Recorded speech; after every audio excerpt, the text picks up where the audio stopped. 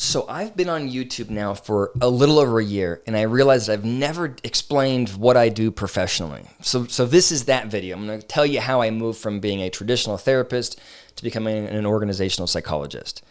Okay, so when I graduated from college, I knew exactly what I wanted to do. I thought I did. I wanted to be a therapist, so I went to USC and I got a degree in marriage and family therapy. In California, at that time, the professional counseling degree was marriage and family therapy. So that's what I got. I graduated and I had to make a decision. Do I want to go do private practice? Do I want to go work for some center? Or do I want to go get a PhD? I chose PhD not because I was particularly ambitious. I just really didn't have the kind of entrepreneurial spirit required to start a private practice. It felt like it was the safest bet just to sort of follow the structure of academia. So I made that decision. Went to University of Denver counseling psychology. And I think, the first couple of years, I really enjoyed the experience and I really enjoyed the clinical work. But I did feel like the work was overwhelming. When you are a medical doctor, you get 3 years of training before you're ever exposed to patients. And then when you're exposed to patients, you're sort of exposed progressively. You have a lot of supervision and support for good reason, right? It's high risk, very tangible outcomes. For psychology, it's kind of the opposite. You are thrown in, as a master's level student, I was put in with clients on day one. And as a doctorate level student, you're put in with lots of clients or patients very quickly. And I was working at, we call them internships at, community mental health centers. We do them at hospitals, jails, wherever.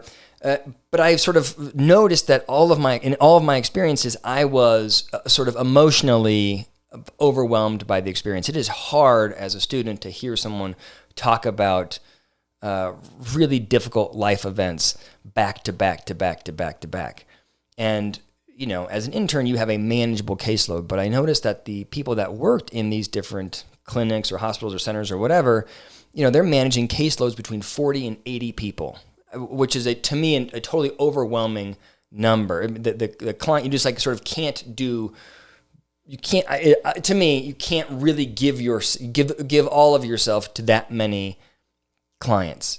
And I was in one of these clinics, and I was talking with my supervisor, and I found out that my supervisor, who was nationally known, was making. I think she was making like $64,000 a year. This is someone who has a PhD. This is someone who is absolutely exceptional at what she does, passionate about her work, and she's making $64,000. So I was going, oh my God, I'm going to go through 2 years of master's program, 5 years of doc program, and at the end of it, I'm going to make $65,000 a year. And it felt to me like an overwhelming amount of work, emotionally distressing, and for no real sort of big outcome, financial outcome.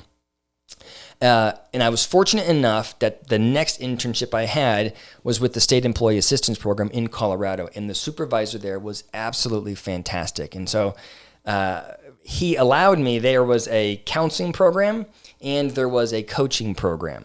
And, I was there for the counseling work, but he allowed me to try executive coaching. And in the same day, I had someone that had significant OCD, but in a very, very debilitating way.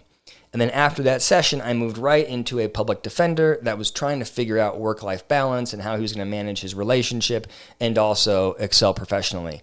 And I was just so much more inspired by the conversation with the public defender. It was just a better fit for me.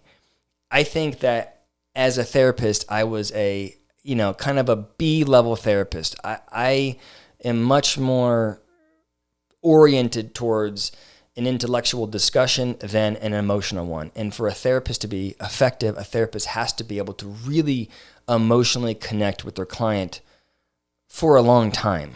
So what happens is if you are sitting with a client and they are experiencing distress or trauma or intense emotion, your job as a therapist is to allow them to experience that and work through that on their own time. If you're over it or you can't tolerate it, and this client senses from you that this is difficult, the client will button it up, right? But you're sort of thwarting their process there. And that was hard for me because sitting with somebody for an hour while they were crying was emotionally distressing for me. And so I always sort of defaulted to a more cognitive model, which I think makes me a better fit for coaching than for therapy. So anyway, I saw that like there was this sort of opportunity with coaching. I fell in love with the fact that it was assessment, metric driven. You start coaching off with the collection of data. You start coaching off with very clear goals, very clear objectives, and outcomes that not only does the client want, but the organization paying for coaching wants. And at the end of a 6-month or 12-month program, you better have made progress on those goals, or you're not going to be hired again. I liked the fact that it was motivated in that direction. It's very different than therapy. Therapy is motivated. Your job as a therapist is to help the client, is to improve the client's well-being. But that's very different than performance. And so a therapist can be, I think, overly validating, right? Because their incentive is to support the client. Their incentive isn't necessarily to be truthful or to be transparent about what they think. The therapist, in therapy, I think it's easy to become stagnant. So I fell in love with the whole coaching world, consulting world, and I thought, well, how do I make this transition? So at whatever it was, 2 or 3 years into my program, I shifted my dissertation topic or my research focus. So the way people usually approach their dissertation in a doc program is they do research progressively geared towards whatever their end game topic is. And I was originally studying spirituality and meaning making. I was fascinated by the curative effect that spirituality has, both on someone who is sick or injured and on the people around them. But I realized that wouldn't help me, that expertise wouldn't help me transition into the business world. So I dropped that and moved into corporate culture. Corporate culture at the time was very in vogue, and in particular, I knew that construction was growing quickly in the Denver area. So I focused on creating a measure to evaluate corporate safety culture because I thought that it would be a good fit for construction. So in addition to the research, I also created an LLC called the Colorosi Group. And the goal was, I had no clients, but I just wanted to be able to show a track record of doing consulting work. So I had no clients, but I had this entity. And then I went onto LinkedIn and I found every single person that I could find, every kind of single shingle consultant that I thought could throw me some work. And I reached out to them. I had a list of, I think, 25 people. And I started at the bottom of the list, kind of the people that I thought would never really work with me, folks that were either too high ranking, folks that were too far away or whatever, people in New York. And I would call them and I would say, hey, I want 15 minutes of your time. Can I learn about how you do what you do? What does your job look like? And how can I get myself in your seat? And by the time I had, 15 of those interviews, I'm now getting to people that are local, they're in Denver, and they say they were more sort of viable options to support me. And I was practiced at that point because I had done 15 or whatever interviews, and I was actually able to get some of them to give me some work for free. I was doing pro bono support work, just trying to get some traction. So eventually when I graduated from my PhD, I was able to start or continue the Colorosi Group consulting work. And because I had a PhD now, I started a counseling practice simultaneously. And I told my wife, look, give me 1 year to see if I can get some traction here in the consulting world. I knew I could get work as a traditional counselor. I didn't know if I could actually get enough as a consultant.